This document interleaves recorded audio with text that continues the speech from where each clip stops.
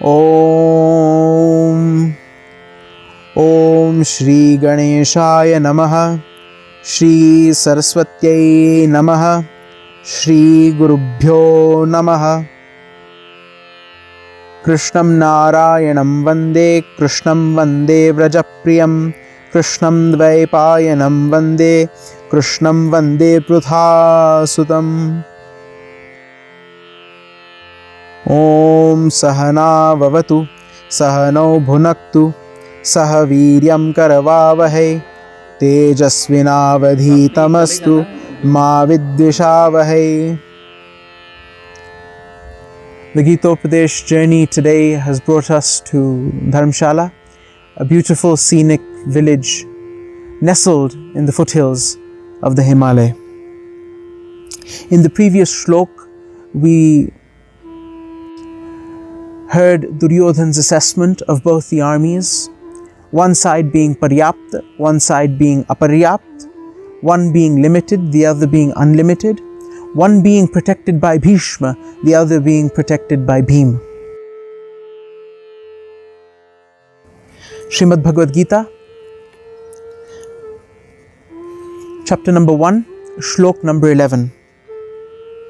Ayaneṣu cha sarveṣu yathābhāgam avasthitāḥ, bhīṣmam evābhirakṣantu, bhavantaḥ sarva hi. Duryodhan is commanding his army. Ayaneṣu, in these, cha sarveṣu, in all, yatha, according to, bhāgam, divisions, avasthitāḥ, that you are placed.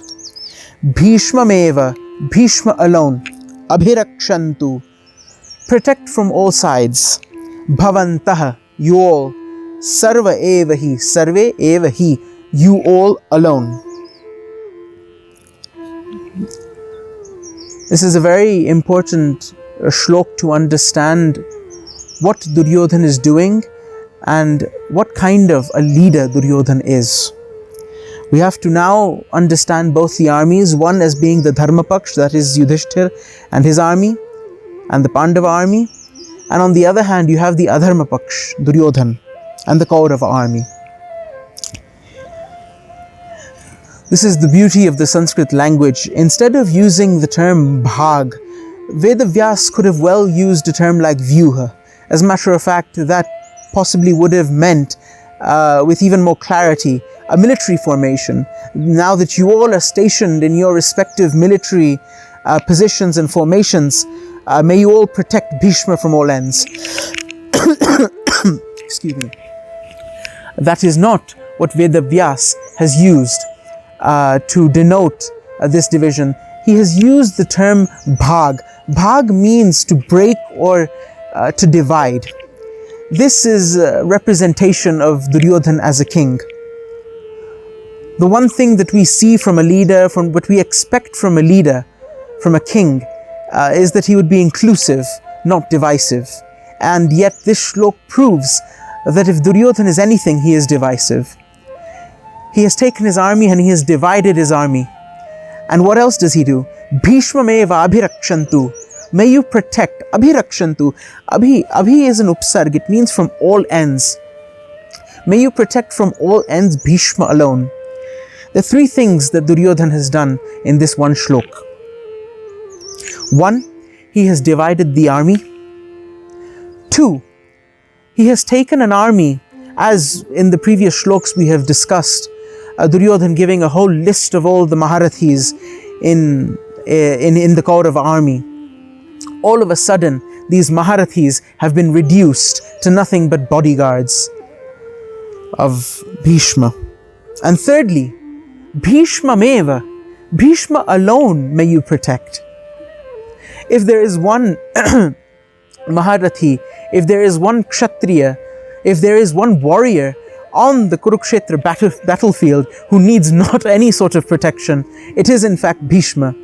Bhishma alone in the entire Kurukshetra war is the only warrior who has come with a boon of Ichha Mrityu, to cast away his body and leave this world when he wishes. No other warrior came with this boon. If there is one warrior who doesn't need protection, it is Bhishma. Yajnavalk was a great rishi, a Vedic rishi, and came out with many of the Upanishadic truths which today form the very basis of both Vedanta darshan and in particular Advaita darshan. Yajnavalk Rishi wrote a smriti called the Yajnavalka Smriti, and in this smriti, beautifully, Yajnavalk Rishi lays down 9 traits of a king. Mahotsaha sthula lakshaha kritagyo vriddha sevakaha vinitaha sattva sampannaha kulina satyavak shuchihi. These are the 9 traits which should be seen in a righteous king. Mahotsaha, he should be one who encourages.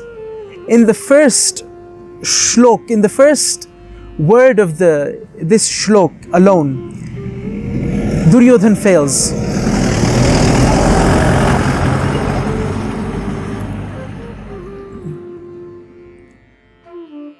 Duryodhan has not encouraged his army. Duryodhan has reduced his army of Maharathis, of Atirathis, into nothing but a group of bodyguards. Mahotsaha, not Mahotsaha. Sthula lakshaha, generous. Duryodhan was not generous. Otherwise, this war possibly would not have happened. Kritagyaha, grateful. Duryodhan is anything but grateful. Bhishma, his own grandsire, Bhishma Pitama, had done so much for Duryodhan.